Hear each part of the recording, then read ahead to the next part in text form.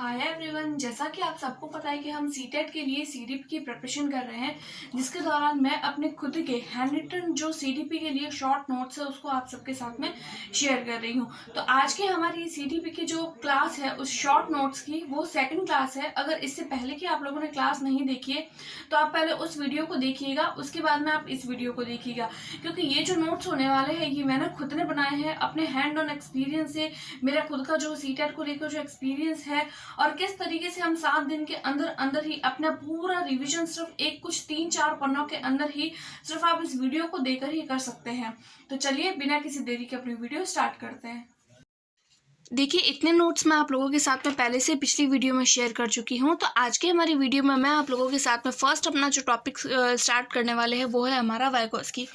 देखिए, अगर वाइगोत्स्की नाम आ जाता है या फिर कुछ भी एग्जाम में इस तरीके से हमें क्वेश्चन पूछा जाता है वाइगोत्स्की से रिगार्डिंग, तो उसके लिए हमें कुछ टर्म्स याद रखने हैं। जैसे कि फर्स्ट तो हमें याद रखना है ZPD, सेकेंड हमें याद रखना है सोशियो कल्चर थ्योरी, और तीसरा हमको यही याद रखना है SCL। अब इसमें ये सब क्या है वो मैं आप लोगों को बताती हूँ। देखिए, ZPD अगर कोई भी इस तरीके का वर्ड आ जाता है, ZPD की सबसे पहले तो फुल फॉर्म पूछी जाती है, जो होती है जोन ऑफ प्रॉक्सिमो डिस्टल, यानी कि बच्चा जो होता है वो किसी भी एक दायरे से बाहर निकलकर कुछ सीखने की कोशिश करता है, उसको हम जोन ऑफ प्रॉक्सिमो डिस्टल बोलते हैं। अब सेकंड इसका जो टॉपिक आता है, वर्ड आता है, वो होता है social culture theory. Socio culture theory का मतलब है कि बच्चा जो है, वाइगोत्स्की ने ये बोला कि बच्चा जो है वो समाज में रहकर सीखता है, सोसाइटी और कल्चर से सीखता है।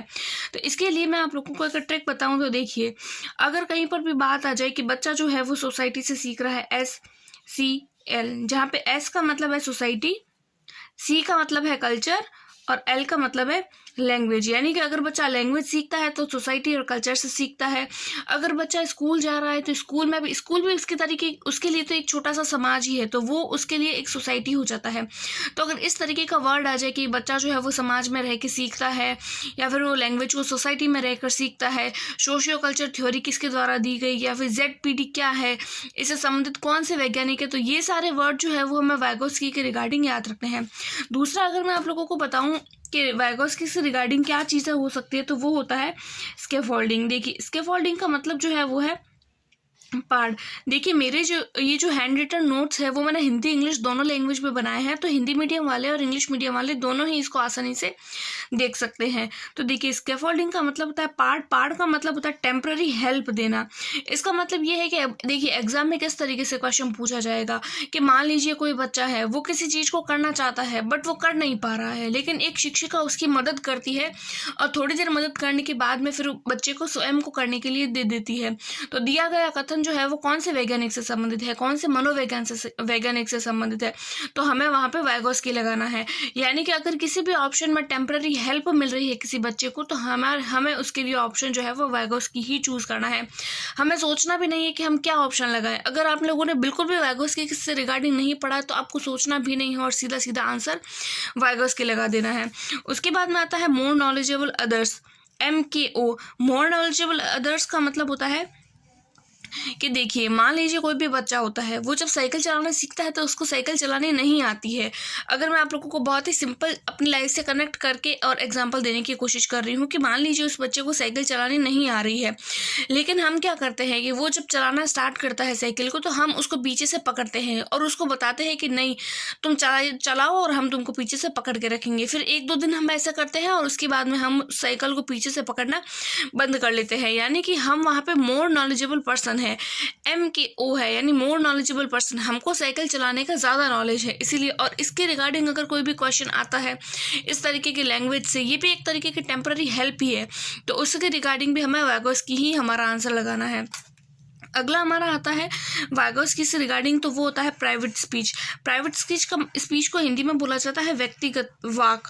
व्यक्तिगत वाक का मतलब होता है बच्चा जो होता है जब कोई भी काम कर रहा होता है तो वो अपने आप को ही निर्देशित करता है, यानी वो अपने आप से बातें करता है, जैसे कि मुझे वहाँ नहीं जाना चाहिए, मुझे इस तरीके से कोई भी काम करना चाहिए, तो वो अपने खुद को ही क्या कर रहा है, सेल्फ ही वो अपने आप को डायरेक्शन दे रहा है। तो जब वो बच्चा खुद से ही बात करता है, प्राइवेट स्पीच खुद से ही व्यक्तिगत रूप से स्वयं से बात करता है, तो वो वाइगोत्स्की से रिगार्डिंग आता है। अगर वाइगोत्स्की से रिगार्डिंग अगर आप लोगों ने सिर्फ और सिर्फ 4-5 लाइनें ही लर्न रख ली तो आप लोगों को इसके बाहर एक भी क्वेश्चन नहीं जाना है। उसके बाद में आता है अगला हमारा जो टॉपिक वो आता है एनसीएफ। तो देखिए एनसीएफ का मतलब क्या होता है। एनसीएफ का मतलब है नेशनल करिकुलम फ्रेमवर्क, जो 2005 में आया था। सबसे पहले तो हमें इसकी फुल फॉर्म पूछी जाती है।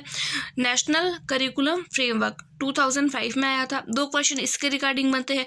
अब ये बताता क्या है, इन्होंने किस बारे में जो है वो अनुशंसा करी है। तो ये बोलते हैं कि शिक्षा जो होती है वो विदाउट बर्डन देनी है, यानी लर्निंग विदाउट बर्डन, शिक्षा बिना बोझ की। यानी बच्चा जो है वो जब विद्यालय आ रहा है तो उसको किसी भी तरीके का बर्डन नहीं देना है, कि नहीं उसको हर चीज़ के लिए हमें प्रेशर नहीं डालना है कि तुम्हें ये चीज़ पढ़नी है, ये चीज़ पढ़नी है, या फिर कोई भी बैग के लिए उसके लिए इतना भार हो। तो इस तरीके से नहीं करवाना है हमें स्कूल में। बच्चे को बिना बर्डन के ही हर चीज़ सिखानी है। तो दूसरी अगर मैं एनसीएफ के बारे में बताऊं तो एनसीएफ क्या बोलता है, तो एनसीएफ बोलता है कनेक्ट विथ ओरिजिनल लाइफ, या कनेक्ट विथ उसकी रियल लाइफ। उसकी रियल लाइफ के साथ में, उसको जीवन के साथ में जोड़ दीजिए।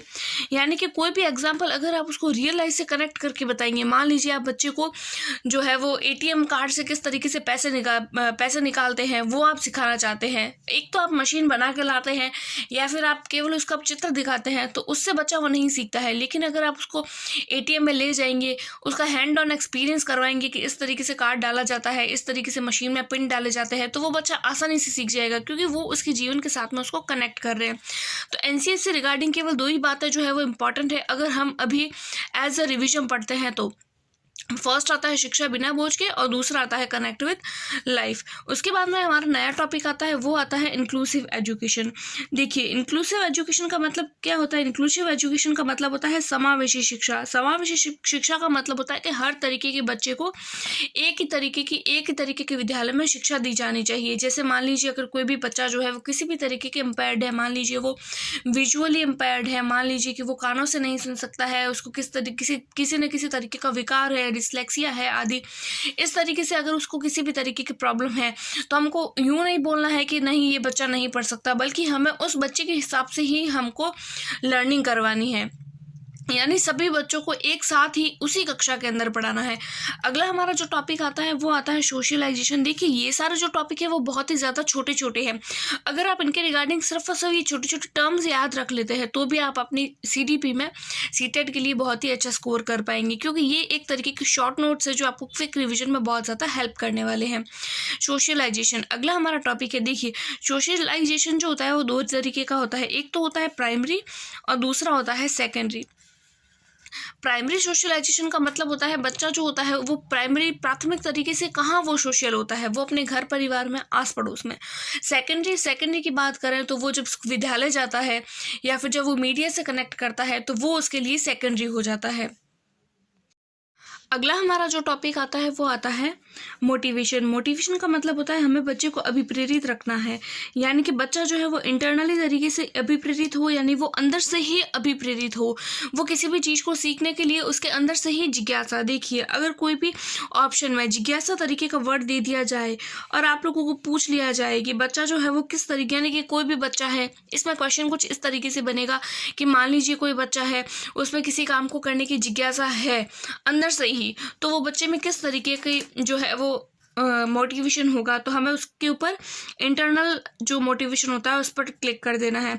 दूसरा आता है एक्सटर्नल मोटिवेशन। तो एक्सटर्नल मोटिवेशन का मतलब होता है बच्चे को बाहर से ही मोटिवेट करना, यानी कि उस बच्चे को एक तरीके से लालच दे देना कि अगर तुम यहाँ पे अच्छे नंबर लाओगे तो तुमको प्राइज़ मिलेंगे, तुमको कुछ गिफ्ट्स मिलेंगे, तो वो बच्चा लालच में पड़ेगा।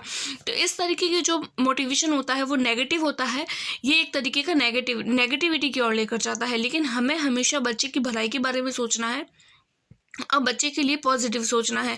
तो मोटिवेशन से रिगार्डिंग अगर कोई भी तरीके का क्वेश्चन या ऑप्शन पूछ लिया जाता है तो हमें हमेशा इंटरनल मोटिवेशन के बारे में ही जो है वो सही बात को क्लिक करना है, एग्जाम में गोला भरना है। और अगर हमें नेगेटिव पूछ लिया जाए तो वो एक्सटर्नल मोटिवेशन जो होती है वो होती है। अब आता है हमारा अगला टॉपिक, वो होता है बुद्धि से रिगार्डिंग। तो देखिए बुद्धि का मतलब होता है इंटेलिजेंसी। इसके बुद्धि को लेकर बहुत सारे वैसे तो सिद्धांत दिए गए थे, लेकिन एक बहुबुद्धि का सिद्धांत दिया गया था जो हार्वर्ड गार्डनर द्वारा दिया गया था। देखिए ये हर बार पूछा जाता है और सीटेट वालों का फेवरेट क्वेश्चन है। हार्वर्ड गार्डनर द्वारा बुद्धि के सिद्धांत दिए गए, जिसके अंतर्गत इन्होंने बहुत सारे अपने बुद्धि के सिद्धांत बताए हैं। इसके अलावा हार्वर्ड गार्डनर ने अपनी एक बुक भी लिखी है, उस बुक का नाम है फ्रेम्स ऑफ माइंड। वो भी कभी कभी एग्जाम में पूछ ली जाती है। तो चलिए अब देखते हैं कि इन्होंने कौन कौन से अपनी बुद्धि के सिद्धांत दिए हैं। देखिए कुल 8 तरीके के सिद्धांत है। फर्स्ट जो सिद्धांत आता है वो होता है तार्किक गणितिज्ञ।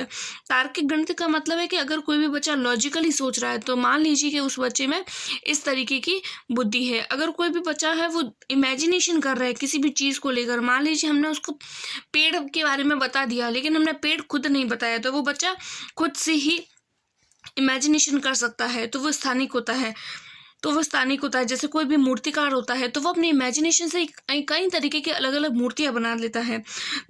तो इस तरीके से जो अगर ऑप्शन में आ जाता है कि अगर कोई भी बच्चा है वो उसकी इमेजिनेशन बहुत ज़्यादा है, या फिर कोई भी एक व्यक्ति है जो मूर्तिकार है तो उसमें किस तरीके की बुद्धि होगी हार्वर्ड गार्डनर के अनुसार, तो उसके अंदर स्थानिक तरीके की होगी।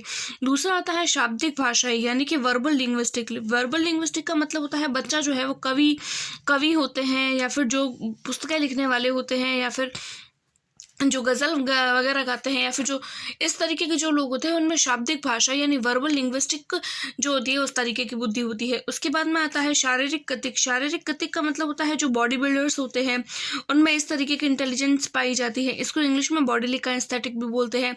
दूसरे देखिए ये जो दोनों टर्म्स है ये हमारे लिए बहुत ही ज़्यादा इंपॉर्टेंट होने वाले हैं।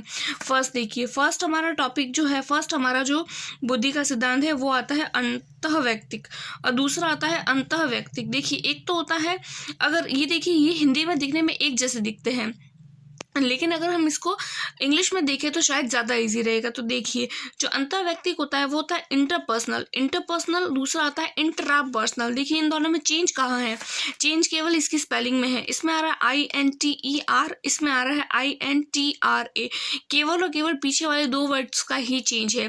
तो इनकी परिभाषा में क्या अंतर होगा, तो देखिए इनकी परिभाषा में कुछ ऐसे अंतर होगा कि अगर किसी बच्चे में इंटरपर्सनल तरीके की बुद्धि है तो मतलब वो किसी दूसरे के भावों को समझ पाएगा, दूसरे के जो भाव होते हैं उनकी जो भावनाएं होती है उसको समझ पाएगा। और अंतःव्यक्ति में बच्चा सेल्फ रेगुलेट होगा और खुद के ही विचारों को वो सर्वोपरि मानेगा, यानी खुद के ही जो विचार है वो उसको सही लगते हैं। दूसरा अगला अगर मैं आप लोगों को बताऊं कि इसने किस तरीके की बुद्धि के बारे में बताया, तो वो होता है म्यूजिकल का मतलब होता है, जैसे मान लीजिए कि लता मंगेशकर का ही एग्जांपल ले लेते हैं। तो देखिए वो संगीत में बहुत ज़्यादा अच्छी थी, तो इस तरीके की जो बुद्धि होती है वो संगीत जो गाते हैं या फिर जो सिंगर्स होते हैं उनमें होती है।